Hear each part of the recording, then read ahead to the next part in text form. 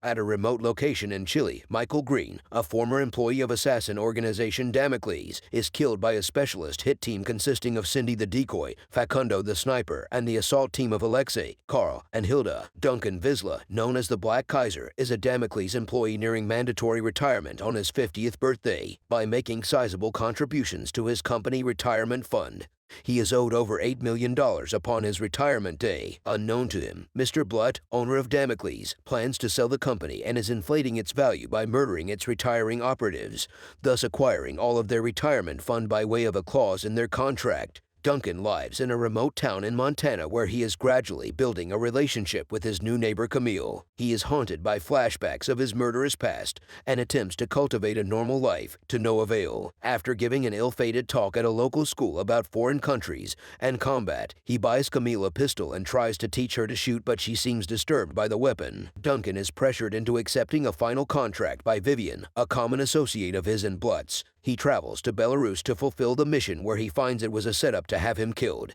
Returning to Montana, Duncan is hunted down by Facundo's team via his accountant and several fake addresses. After stopping to help Sindy with an apparently broken-down car, the pair return to his house where she entices him into sex, her normal mode of distracting the target. When the team engages for the kill, Duncan outmatches and kills them all except for Alexei, who activates Plan B and kidnaps Camille. Duncan discovers this from Alexei's girlfriend Junkie Jane and seeks the help of his old friend Porter, who instead betrays and drugs him. Duncan awakens in Blut's mansion chained in place and is tortured for 3 days by Blut himself for killing Hilde, whom Blut was in a relationship with. At the same time, Camille is kept in a drug-induced incoherent state by Jane. Blut stabs Duncan with a slim knife and part of the blade snaps off on Duncan's titanium hip replacement. In anger, Blut slashes Duncan's face and stabs him in the left eye. Overnight, Duncan uses the knife shard to pick the locks on his manacles, and by morning he escapes the mansion, killing many of Blut's henchmen. He travels to Jasmine, an old friend of his, who treats his wounds and supplies him with weapons. Duncan calls Vivian and offers himself in trade for Camille, which she accepts.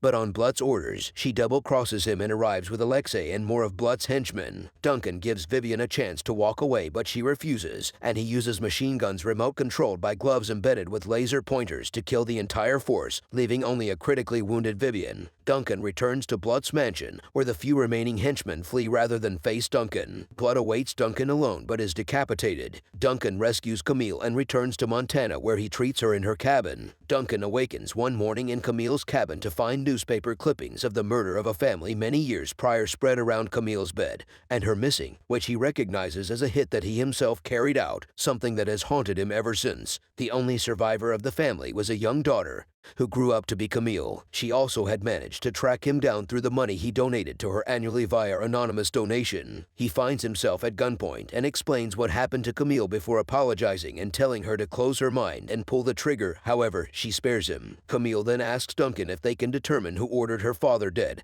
and he says they can try.